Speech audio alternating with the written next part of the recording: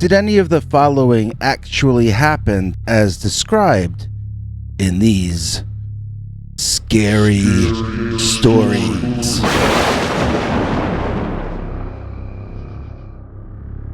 Why I don't watch werewolf movies any longer.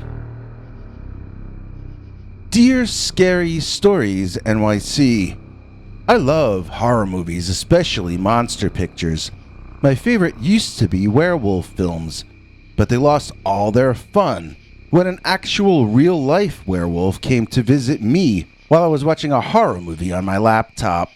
Actually, I was sort of watching it with friends, but nobody else was home with me. Let me start at the beginning and explain what I'm talking about. I grew up with a bunch of friends who all loved monster movies as much as I did and do.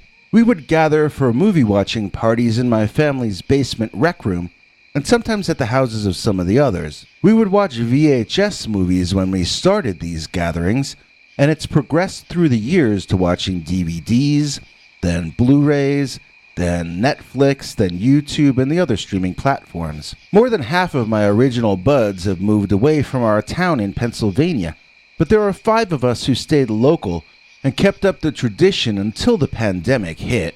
Fairly early into the virus situation, it dawned on us that one of these streaming services has a setting where you can create watch parties. Then you can stay at home but be with your buddies on the computer while you watch the movie together. We were actually excited about it because it meant we might be able to bring some of our long-lost friends back into the movie-watching fold. In fact, we got 3 guys who had moved out of town to join our celebration once I told them that we were going to be watching werewolf flicks. So it was 7 friends plus me equals 8, and we each had our own popcorn and refreshments, ready to relive our youth while getting scared spitless over a werewolf flick that none of us had seen before. Actually, I had seen it, but I didn't let them know that since I didn't want to spoil the fun. We were really enjoying our reunion for about the first hour of this movie, and we only started getting into it during the 3rd act. That's the scariest part though, so it was probably for the best. I had to explain some plot points that some of the guys had missed earlier, but for the most part, we watched silently as the film built to a major climax. Once it was over, we just felt like we were getting warmed up, so we picked out another werewolf picture that we weren't already familiar with, a low-budget one, and very recent, that never played in the theaters. By this point, it was really dark out and getting close to midnight. I turned off as many lights as I could in the room, and this time we all got into the flick from the opening scene. We were cheering and jeering and so on, but this film had our attention, and was really scary from the word go. I have to admit, I was getting the chills, and I wish those dudes could be there with me at my house like in the old days. I started to feel more and more alone, and I also felt like someone was staring at me from somewhere. At first I thought maybe there was a ghost in the house or something. It felt like someone was looking over my shoulder. I turned around and looked around the room, but I didn't see anything out of the ordinary. That didn't matter. The weird feeling still had me under its control. One of the times I looked around the room, I caught sight of something moving outside the window. At least, I thought I did. It could have been a reflection of my own movement or the film on TV. So I got up and walked over to the window to peer out into the darkness and see what I could see. There, in my backyard, from my left to my right walked a very tall gray man with a dog-shaped head. I gasped, and I took a step backward thinking I was seeing a space alien. Maybe it was the gray color, but I did not first think werewolf. I thought spaceman. But then the entity, whatever it was, turned and looked directly at me, and the entire picture sunk in.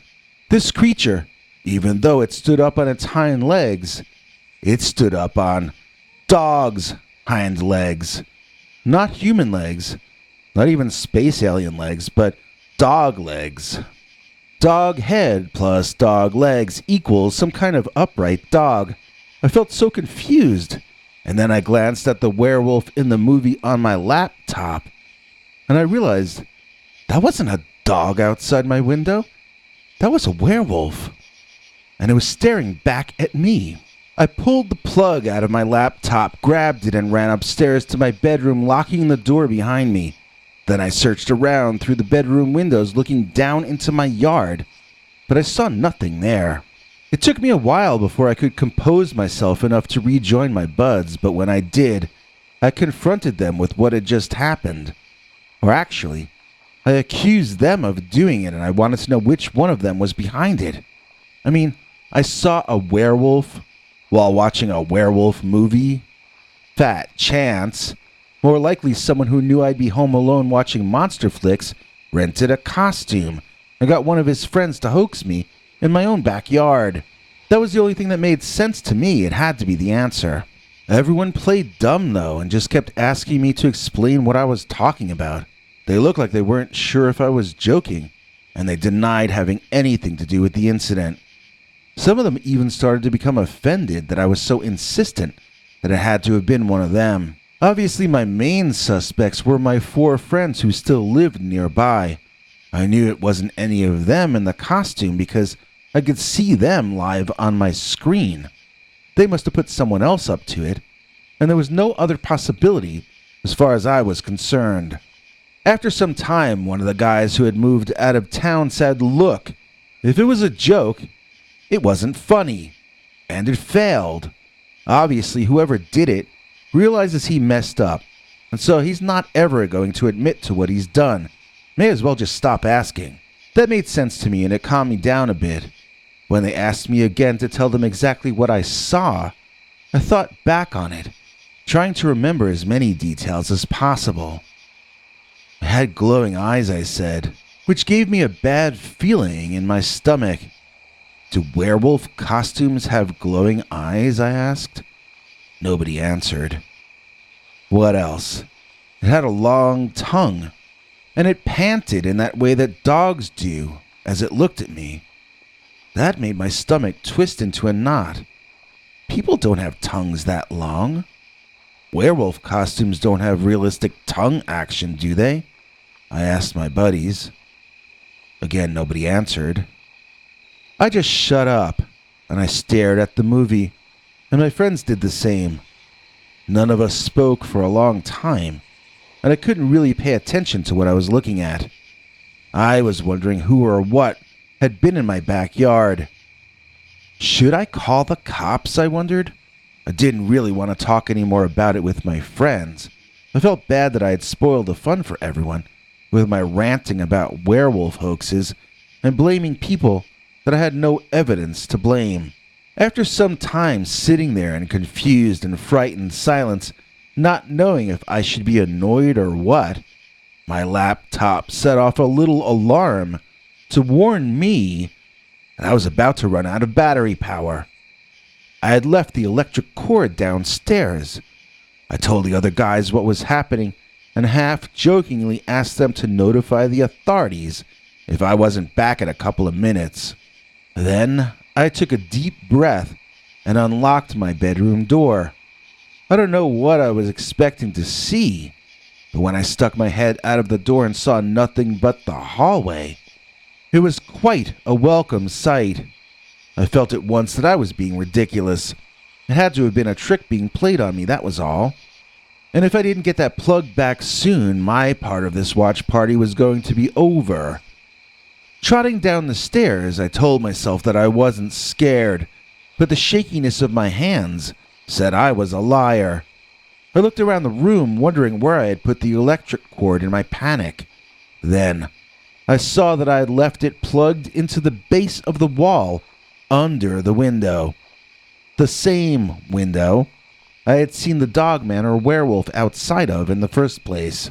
I wanted to abandon my mission and run upstairs to my friends, but I knew that was illogical. The only way I could continue to talk to my buddies on that night was if I got that plug out of that wall and into my bedroom wall. There was no other option.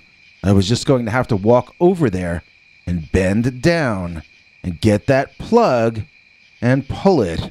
That was sure what I was going to have to do. As soon as I got up the nerve to do it, which I figured would happen any time now.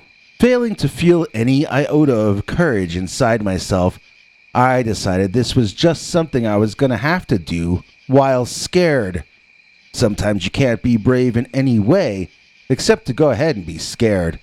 So that's what I was. Scared. Terrified.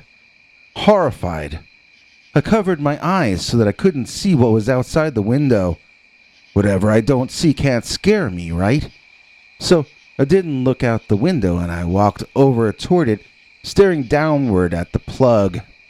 That was my goal. The computer plug. Once I had it in my hand, I could race upstairs and lock the door and return to my nostalgic werewolf party with the guys that I had known almost all my life. Realizing that focusing on a happy ending to this story was far more motivating than worrying about what might be lurking outside in the darkness, I finally made it over to the wall. Squatting down, I had to reach under the small table I have there to reach the plug and pull it out. Now all I had left to do was to stand up and turn around and run upstairs. I stood up all right. The trouble was, when I did, there was someone standing on the other side of that glass, standing up just like me. It was not a guy in a werewolf costume. It was not someone hoaxing me. It was a real living creature, just one that isn't supposed to exist outside of creepy werewolf movies. I was looking into the eyes of an animal man who had clearly seen his share of battles. There was so much detail to his face, so many deformities and abrasions and lesions and knotted or matted fur. There was just too much going on there for even the world's greatest makeup effects artist to have created what I was looking at. Its tongue alone defined it as a true canine creature. If someone could figure out how to make a costume mask pant so realistically, they would be a millionaire. They wouldn't be pranking me in my backyard in Pennsylvania. All of these realizations came to me in one split second, and in the next, that Dogman, his expression changed. Do costumes have masks with expressions that change? All I knew is that I was then looking out at something that clearly had taken on a dislike to me. I felt frozen, like people say they feel during sleep paralysis, only I wasn't in bed. I was so scared that if I turned and ran, that werewolf man would just come through that thin glass separating us and chase me down before I could make it back to my room. I'm in a movie, I said to myself, and in response, the werewolf man bared his teeth at me, demonstrating clearly that this was no costumed human. The fangs on this creature were made to tear flesh, and of that there could be no question. I myself am largely made of flesh, so this was concerning to me personally in that moment. I remember thinking something absurd just like that. This is concerning to me. The weird things you tell yourself when you think your life is about to be cut short, especially when it's going to end in such an unfairly ironic way. Werewolf fan eaten by werewolf would read the headlines. Nowhere. Nobody believes in werewolves, so nobody would believe I had perished at the hands of one. Speaking of hands, this guy had 2 of them. How many dogs have you met that had hands? With me, the answer to that question is 1, and I was looking at one right then. I ran upstairs but tripped and banged myself up so hard that the pain overrode my fear. I remember not hearing breaking glass behind me, so I just kept hobbling toward my room. You're only in trouble if you hear breaking glass, I reminded myself. He has to break the glass before he can get inside. If you don't hear glass breaking, then you are not going to get eaten. I made it to my room, and my shaking hands managed to plug the laptop in time to prevent it from turning off. This time, when the guys saw me coming back in front of the laptop, they could tell that something was wrong. They expressed concern and asked me what was up. That was about all I could take, and I broke down in tears. I knew they wanted to laugh at my behavior, but they were trying all they could not to. They could see that I was on edge. Heck, I had probably already gone over the edge. I heard a howling, and I jumped up, panicked. Then I understood that I had heard it in my headphones. It was the werewolf from the movie. Even so, I couldn't relax. I couldn't calm down. I decided to look out my bedroom windows again and try to locate that thing down there. I just couldn't see it anywhere. I was pretty sure it was still in my backyard, probably right below my window, but it was too close to the house for me to see it without sticking my head outside, which I was in no way considering doing. By that point, I was creeping my buddies out, and they just started bailing on the party one by one. The second movie hadn't ended, but the fun was completely over. I sat there, alone, vulnerable, and emotionally wrecked. I needed a good long cry. I had no other option than to give into full-on self-pity. I had not done well that night. I had been a coward. I had ruined everything for my best friends. I was acting like a boy and not a man. I was more than embarrassed. I was disgusted by my own behavior. It was time for bed. Maybe tomorrow would be a better day. I stood up and walked over to my bed, but then I heard a sound from outside that made no sense to me. It sounded like a scratching sound. Sort of. I racked my brain trying to think of what could have made a sound like that. What if it's someone scratching their nails against the outside of the house? A little voice inside me asked. That would mean the werewolf was still there, still downstairs. That would mean I wasn't safe yet. And then I thought, could I be sure it was a scratching sound? What if it was a climbing sound? What if the Dogman or whatever it was had decided to climb up to the second story of my house? What if he was only getting started with me? What if things were about to get a whole lot worse? I had never felt so alone in my life. I couldn't contact any of my friends. I had bothered them enough for one night. Who could I call?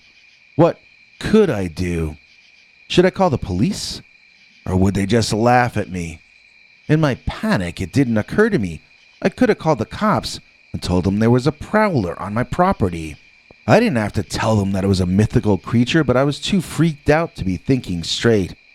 I sat there, in my darkened second-floor bedroom, on the floor, listening.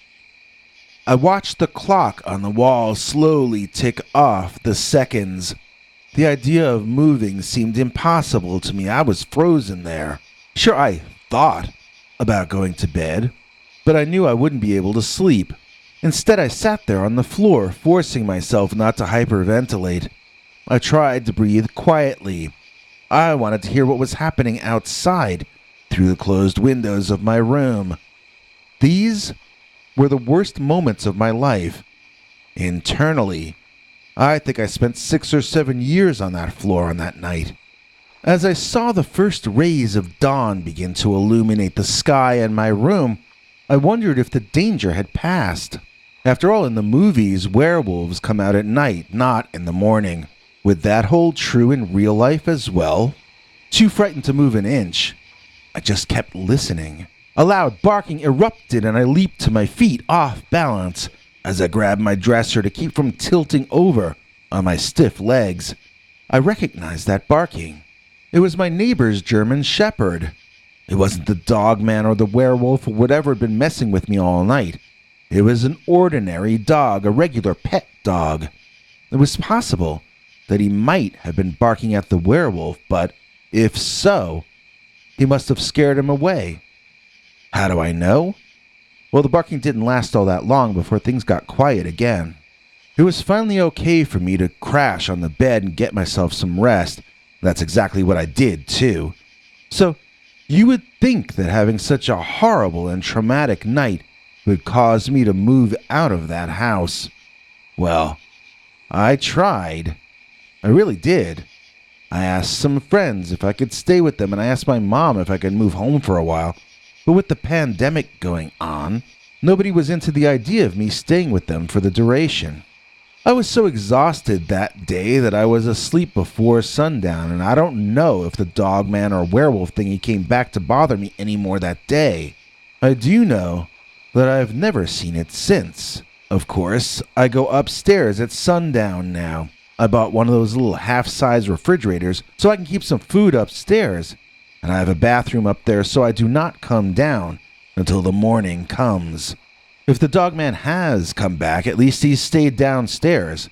It might not be the perfect fix, but in these times, I don't think too many of us are expecting perfection. So, there is my story, sad but true. I used to love monster flicks, but those times are now gone. And I think that by now you probably understand why I don't watch werewolf movies any longer.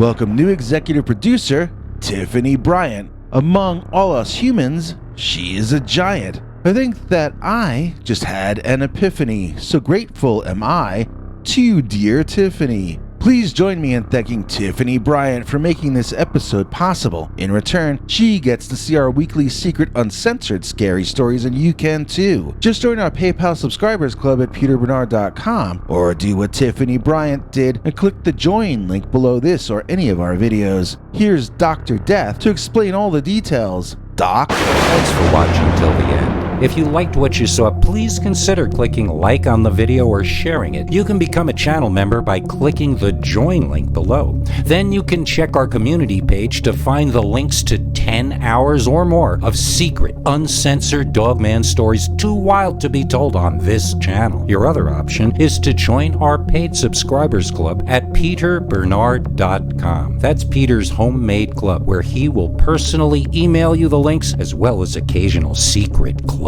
messages. You may also be included as an executive producer in a future episode. If you have a scary experience you want to tell us about, you can email us at scarystoriesnyc@gmail.com, or else call our Scary Stories voicemail hotline at 804-LESS-SCARY. The machine cuts off every few minutes, so if you have a long story, please keep calling back and we'll piece it together later on. Good night, and have a scary tomorrow.